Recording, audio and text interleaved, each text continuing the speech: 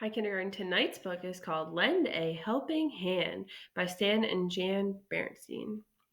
The Berenstain Bears are some of my favorite books.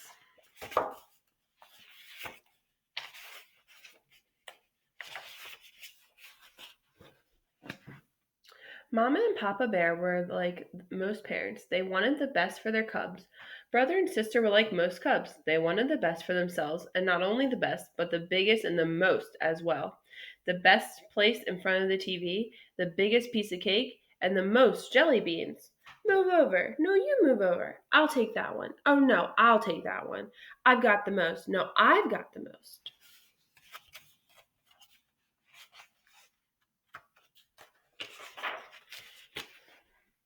One night, when the squabbling cubs were sound asleep, Mamma lay awake worrying. She sighed a big sigh. Was that a sigh? Asked Papa, turning over, or just the wind whistling through the leaves of our treehouse?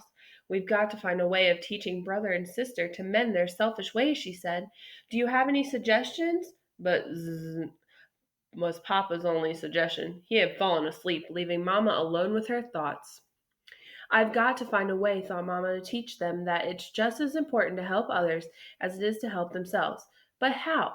Lecturing hasn't worked, nagging hasn't worked, and having Papa talk to them seems to do more harm than good.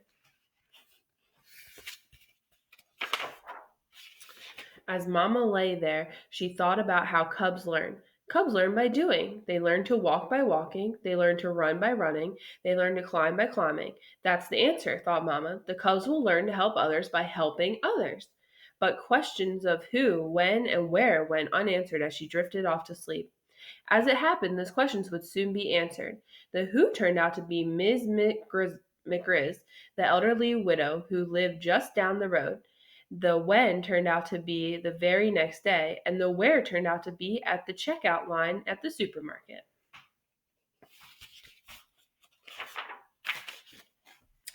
Hello, Ms. McGriz, said Mamma as she emptied her card at the checkout counter. Hello yourself, said Ms. McGriz. How are you and yours? Just fine, said Mamma. Some of mine are over there looking at the videos. Cubs, say hello to our neighbor. Hi, Ms. McGriz, said brother and sister. The cubs were a little nervous about Ms. McGriz. She was really old, even older than Gramps and Gran, and kind of bent over. And there was that crookedy cane she used when she walked. But the real reason they were nervous about her was that their ball had gone into her yard and knocked over some tulips. They had never apologized.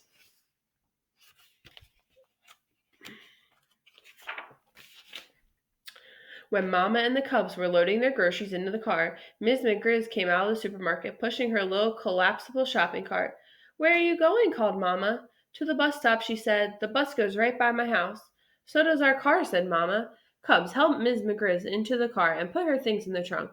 That's very kind, said Miss McGriz as sister helped her into the car. My goodness, she added as brother put her things in the trunk. It must be wonderful to have such helpful cubs.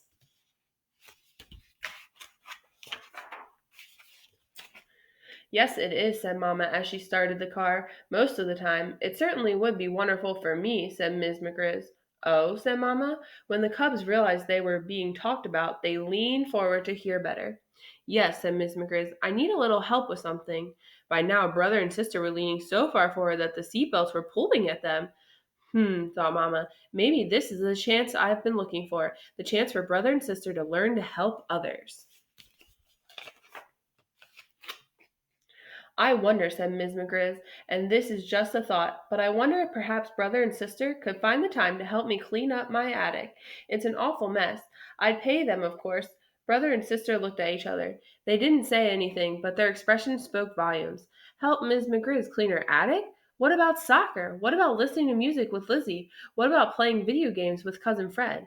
Well, I, for one, think that's a wonderful idea, said Mamma. Cubs, how does next Saturday sound? She pulled the car in close to Miss McGrizz's house. Next Saturday, said the cubs.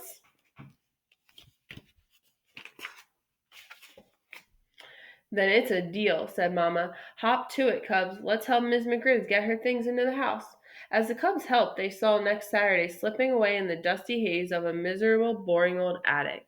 When they were about to head home, Mamma turned to Miss McGriz. As for paying brother and sister, she said, they wouldn't think of accepting money for being nice to a neighbor. When the cubs complained to Papa about Ms. McGriz's attic, it turned out that he was even more enthusiastic about the idea than Mama was. Cubs, I'm proud of you. I think it's grand of you to volunteer to help poor old Miss McGriz clean her attic.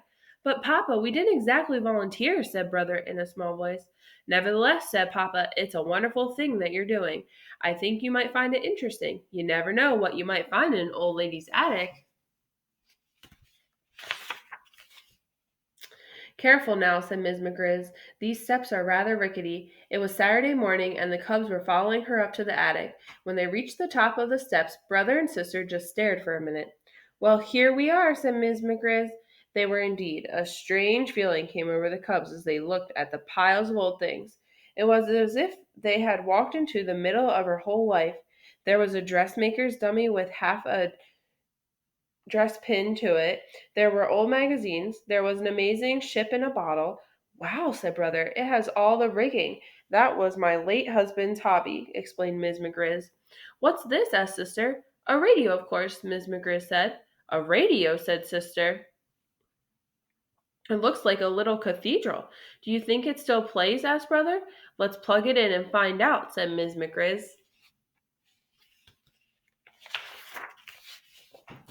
But brother plugged it in and turned it on. Music came pouring out of the strange old radio.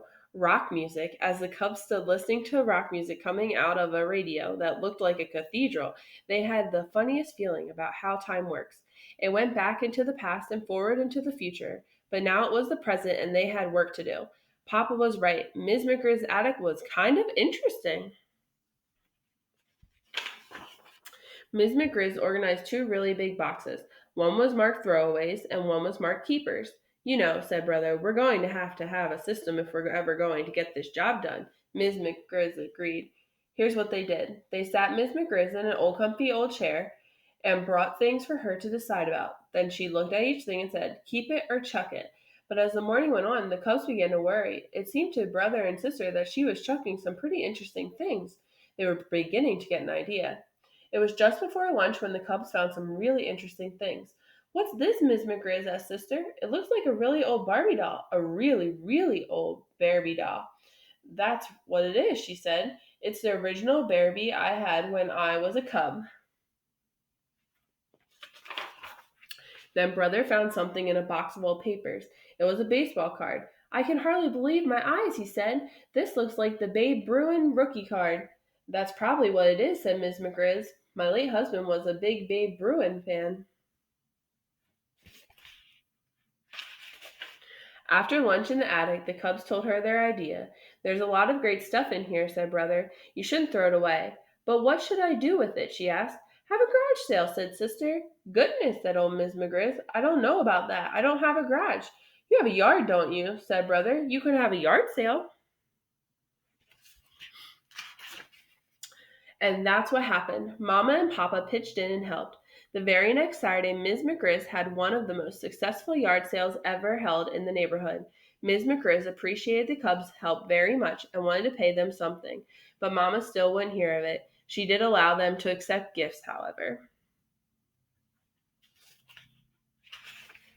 Ms. McGriz gave Sister the original Barbie doll that she had when she was a cub, and she gave Brother the Babe Bruin rookie card. Wow, said Sister. Double wow, said Brother. The end. I hope you enjoyed this book and maybe you can lend a helping hand yourself. Sweet dreams!